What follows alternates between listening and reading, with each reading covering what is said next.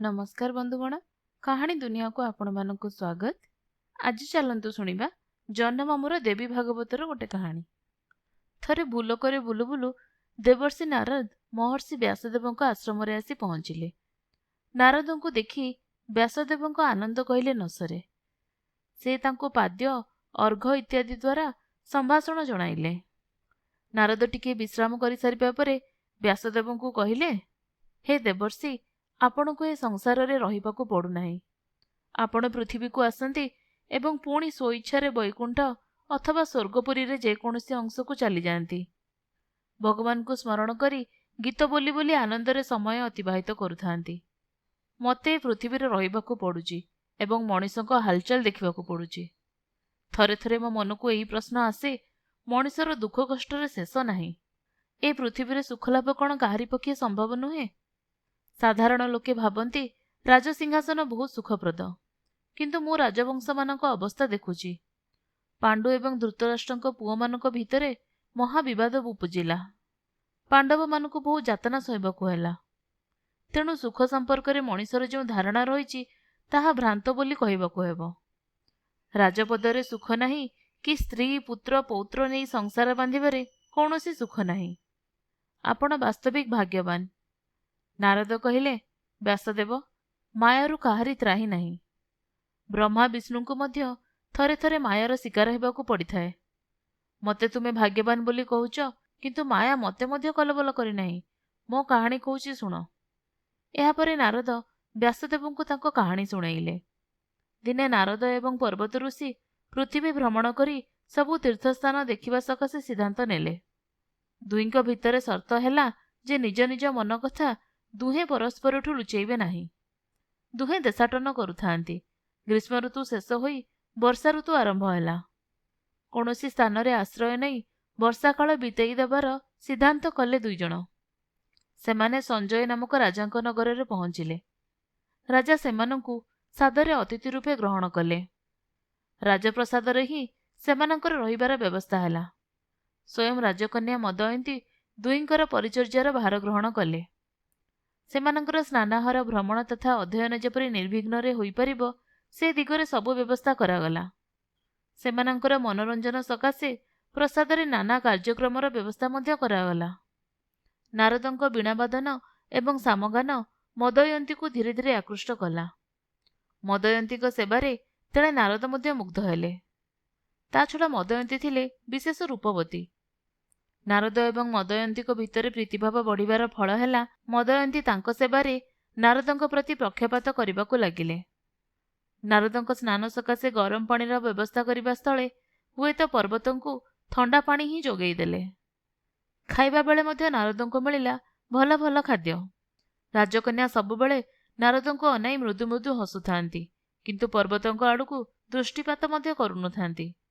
दिने पर्वत ऋषि नारदंको कहिले, बंधु, राजकन्यार गतिविधिरू मोर मन हुए सी तुम प्रति आसक्त। तुमे मध्य तांको प्रति अनुरक्त बोली मोर विश्वास। एहा जदि सत्य होइथाए तेबे तुमर मते एसबु कहिदेबा उचित नुहे कि? आम भितरे परा एई शर्त रखा जाइथिला जे आमे काहाठारू किछि लुचेइबा नाही।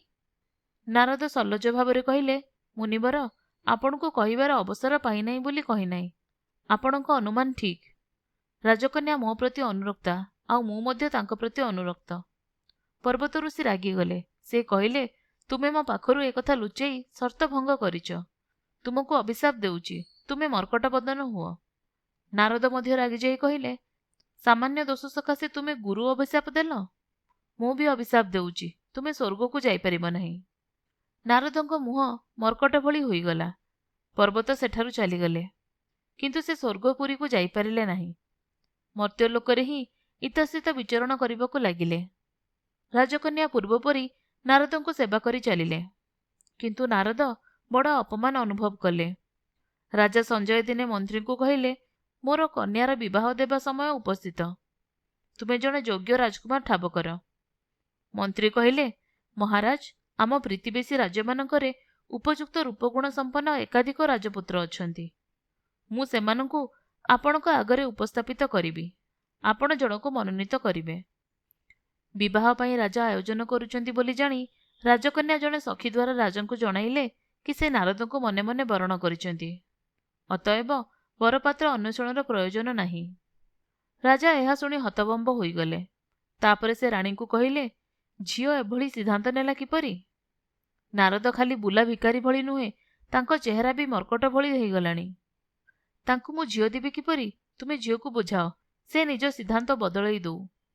ରାଣୀ ଯାଇ ମଦୟନ୍ତୀକୁ ବୁଝାଇଲେ, ଝିଅ, ତୋ ଅଦ୍ଭୁତ ସିଦ୍ଧାନ୍ତ କଥା ଶୁଣି ତୋ ବାପା ଆଉ ମୁଁ ମୁଣ୍ଡରେ ହାତ ଦେଇ ବସିଛୁ।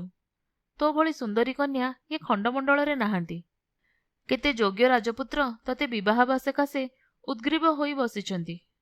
ଆମେ ସେମାନଙ୍କ ଭିତରୁ ଜଣଙ୍କ ସହ ତୋ ବିବାହ ଦେବା ନିମନ୍ତେ କେତେ ଆଶା ବାନ୍ଧିଥିଲୁ। ଆମକୁ ଏପରି ଦୁଃଖ ଦେବା କ'ଣ ତୋ ପକ୍ଷରେ ଉଚିତ? ତୁ କ'ଣ ଆମକୁ ଲୋକହସା କରିବୁ ନା ନିଜେ ଲୋକହସା ହେବୁ? କିନ୍ତୁ ରାଜକନ୍ୟା ମଦୟନ୍ତୀ ବିଚଳିତ ନ ହୋଇ କହିଲେ, ମା, ତୁମେ ଯେଉଁ ରାଜପୁତ୍ରମାନଙ୍କୁ ମୋ ଯୋଗ୍ୟ ବୋଲି ବିଚାରୁଛ, ସେମାନଙ୍କର ବିଶେଷତ୍ୱ କ'ଣ ଅଛି? ରାଜ୍ୟ, ଧନ ସମ୍ପଦ ଏସବୁ ତ ମୁଁ ଦେଖିଲି, ସେସବୁ ପ୍ରତି ମୋର ଆକର୍ଷଣ ନାହିଁ। ନାରଦଙ୍କ ସଙ୍ଗୀତ ପ୍ରତିଭା ରାଜ୍ୟ, ଧନ, ଯୌବନ, ସୌନ୍ଦର୍ଯ୍ୟ ଅପେକ୍ଷା ଅଧିକ ମହତ୍। ରାଣୀ କହିଲେ, ଝିଅ, ତାଙ୍କ ମୁହଁ ଯେ ମର୍କଟ ଭଳି, ସେ କଥା ତୁ ଭୁଲି ଯାଉଛୁ କିପରି? ରାଜକନ୍ୟା ଉତ୍ତର ଦେଲେ, ସେ ମର୍କଟ ବଦନ ହେବା ପୂର୍ବରୁ ହିଁ ମୁଁ ତାଙ୍କୁ ଭଲ ପାଇଛି। ସେ ମର୍କଟ ବଦନ ହେବା ସତ୍ତ୍ୱେ ମୋ ମନୋଭାବରେ କୌଣସି ପ୍ରକାର ପରିବର୍ତ୍ତନ ହୋଇନାହିଁ, କାରଣ ମୁଁ ତାଙ୍କ ଗୁଣର ଅନୁରାଗୀ। ସେ ଦେଖିବାକୁ କିପରି, ସେଥିପ୍ରତି ମୋର ଖାତିର ନାହିଁ। ମୁଁ ତାଙ୍କୁ ବିବାହ ହୋଇ ସୁଖୀ ହେବି, ଏଥିରେ ସନ୍ଦେହ ନାହିଁ। କିନ୍ନରମାନଙ୍କ ମୁହଁ ଦେଖିବାକୁ ଅଶୁଭ ଭଳି, ତା ବୋଲି କ'ଣ ସେମାନଙ୍କ ସଙ୍ଗୀତ ପ୍ରତିଭାକୁ ଗୌଣ କରି ଦେଖିପାରିବ? ସେହିପରି ନାରଦଙ୍କ ଚେହେରା ଯାହା ହଉନା କାହିଁକି, ତାଙ୍କ ବ୍ୟକ୍ତିତ୍ୱ ମୋ ହୃଦୟକୁ କିଣି ନେଇଛି। ତମେ ବାପାକୁ ବୁଝାଅ, ସେ ମୋ ପ୍ରସ୍ତାବରେ ଯେମିତି ସମ୍ମତ ହେବେ। ରାଣୀ ଅଗତ୍ୟା ଝିଅର ହୋଇ ବୁଝାଇଲେ। ରାଜା କିଛି ଦିନ ପର୍ଯ୍ୟନ୍ତ ଅମତ ହୋଇ ରହିଲେ। ତାପରେ ଝିଅର ଇଚ୍ଛା ପୂର୍ଣ୍ଣ କରିବାକୁ ସ୍ଥିର କଲେ। ନାରଦଙ୍କ ସହ ମଦୟନ୍ତୀଙ୍କ ବିବାହ ହୋଇଗଲା। ନାରଦ ଶ୍ୱଶୁରାଳୟରେ ହିଁ ରହିଲେ। ସେ ଯେତେବେଳେ ରାଜକନ୍ୟାକୁ ଦେଖନ୍ତି, ସେତେବେଳେ ନିଜର ମର୍କଟ ବଦନ ଯୋଗୁଁ ଗଭୀର ଦୁଃଖ ଅନୁଭବ କରନ୍ତି। କିନ୍ତୁ ରାଜକନ୍ୟାଙ୍କ ମନରେ କୌଣସି କ୍ଷୋଭ ନଥିଲା। କିଛି ଦିନ ବିତିଗଲା। ପର୍ବତ ଋଷି ଏଣେ ତେଣେ ବୁଲାବୁଲି କରି ତାପରେ ନାରଦଙ୍କୁ ଦେଖିବା ଅଭିଳାଷରେ ରାଜପ୍ରସାଦରେ ଆସି ପହଞ୍ଚିଲେ। ନାରଦଙ୍କୁ ଦେଖି ତାଙ୍କ ମନରେ ଦୟା ଓ ସନ୍ତାପ ଆସିଲା। ସେ କହିଲେ, ମୁଁ ମୋ ଅଭିଶାପ ପ୍ରତ୍ୟାହାର କରିନେଲି। ତୁମ ଚେହେରା ସ୍ୱାଭାବିକ ହେଇଯାଉ। ନାରଦ କହିଲେ, କ୍ରୋଧ ପରବେଶ ହୋଇ ମୁଁ ଯେଉଁ ଶାପ ଦେଇଥିଲି, ତାହା ମଧ୍ୟ ପ୍ରତ୍ୟାହାର କଲି। ତୁମେ ଏଣିକି ସ୍ୱର୍ଗକୁ ଯାଇପାରିବ। ପର୍ବତ ପ୍ରସନ୍ନ ହୋଇ ଚାଲିଗଲେ। ନାରଦଙ୍କ ବଦନ ସ୍ୱାଭାବିକ ହୋଇଯିବାରୁ ରାଜକନ୍ୟା ଖୁବ୍ ଖୁସି ହେଲେ। ସେ ଦୌଡ଼ି ଯାଇ ରାଣୀଙ୍କୁ ଆଉ ରାଣୀ ଯାଇ ରାଜାଙ୍କୁ ସେ ଖବର ଦେଲେ। ସଭିଏଁ ପ୍ରସନ୍ନ ହେଲେ। ନାରଦ ଏହି ମନ୍ତବ୍ୟ ଦେଇ ତାଙ୍କର ସେ ଅଭିଜ୍ଞତା ବର୍ଣ୍ଣନା ଶେଷ କଲେ। ସଂସାର ବନ୍ଧନରେ ପଡ଼ି ମୋତେ ମର୍କଟ ବଦନ ହୋଇ ରହିବାକୁ ପଡ଼ିଥିଲା। ମୋର ସେ ଅପମାନ କଥା ଜାଣିବା ପରେ ମୋତେ ଆଉ ଭାଗ୍ୟବାନ କହିପାରିବ କି? ଏହାପରେ ନାରଦ ଅନ୍ୟ ଏକ ଅଭିଜ୍ଞତା ବର୍ଣ୍ଣନା କଲେ। ଥରେ ନାରଦ ବିଷ୍ଣୁଙ୍କୁ ଦର୍ଶନ କରିବାକୁ ଗଲେ। ସେ ଯିବାବେଳକୁ ଲକ୍ଷ୍ମୀ ବିଷ୍ଣୁଙ୍କ ପାଖରେ ବସିଥିଲେ। ନାରଦ ଆସିବାର ଦେଖି ସେ ଚଟାପଟ ଉଠିପଡ଼ି ଭିତରକୁ ଚାଲିଗଲେ। ସେଥିରେ ନାରଦ ଅପମାନ ବୋଧ କଲେ। ସେ ବିଷ୍ଣୁଙ୍କୁ କହିଲେ, ମହାପ୍ରଭୁ, ମୁଁ କ'ଣ ଜଣେ ସାଧାରଣ ଆଗନ୍ତୁକ ହୋଇଛି ଯେ ମୋତେ ଦେଖି ଲକ୍ଷ୍ମୀଦେବୀ ଭିତରକୁ ଚାଲିଗଲେ? ମୁଁ ତପସ୍ୱୀ, ସବୁ ଇନ୍ଦ୍ରିୟକୁ ମୁଁ ଜୟ କରିପାରିଛି। ଲକ୍ଷ୍ମୀଦେବୀଙ୍କର ଏଭଳି ବ୍ୟବହାର ମୋତେ ଭଲ ଲାଗିଲା ନାହିଁ। ବିଷ୍ଣୁ କହିଲେ, ଲକ୍ଷ୍ମୀ ତାଙ୍କ ଅଭ୍ୟାସ ଯୋଗୁଁ ଭିତରକୁ ଚାଲିଗଲେ। ସେଥିରେ ତୁମର ଦୁଃଖ କରିବାର କିଛି ନାହିଁ। କିନ୍ତୁ ତୁମେ ଯେ କହୁଛ ସମସ୍ତ ଇନ୍ଦ୍ରିୟ ଉପରେ ତୁମେ ବିଜୟ ଲାଭ କରିଛ, ତାହା କେତେ ଦୂର ସତ୍ୟ? ଯେତେବେଳେ ମାୟା କବଳରେ ପଡ଼ିବ, ସେତେବେଳେ ଦମ୍ଭ ରହିବ କି? ନାରଦ ଟିକିଏ ବିସ୍ମିତ ହୋଇ କହିଲେ, ପ୍ରଭୁ, ଆପଣ କ'ଣ କହୁଛନ୍ତି? ମାୟା ଏଡ଼େ ଶକ୍ତିଶାଳୀ? ମୋତେ ଟିକିଏ ତାର ପ୍ରମାଣ ଦେଇପାରିବେ? ଯଦି ପ୍ରମାଣ ଚାହଁ ତେବେ ମିଳିବ, ବିଷ୍ଣୁ କହିଲେ। ସେ ଗରୁଡ଼କୁ ଡାକିଲେ, ଆଉ ଦୁହେଁ ଦୂରବର୍ତ୍ତୀ କାନ୍ୟକବୁଜ ଦେଶରେ ଗୋଟିଏ ଅଞ୍ଚଳରେ ପହଞ୍ଚିଲେ। ସେଠାରେ ଦେଖାଗଲା ପଦ୍ମଶୋଭିତ ଗୋଟିଏ ସୁନ୍ଦର ସରୋବର। ବିଷ୍ଣୁ ନାରଦଙ୍କୁ କହିଲେ, ତୁମେ ଏ ସରୋବରରେ ସ୍ନାନ କର, ତାପରେ ଆମେ ନଗରୀ ଭିତରକୁ ଯିବୁ। ନାରଦ ନିଜ ବୀଣାଟି ଖଣ୍ଡିଏ ପଥର ଉପରେ ରଖି ସରୋବର ଭିତରେ ପ୍ରବେଶ କଲେ। ସେ ଗୋଟିଏ ଡୁବ ପକାଇ ଉଠିବା ବେଳକୁ ସବୁ ଭୁଲି ଯାଇଥାନ୍ତି।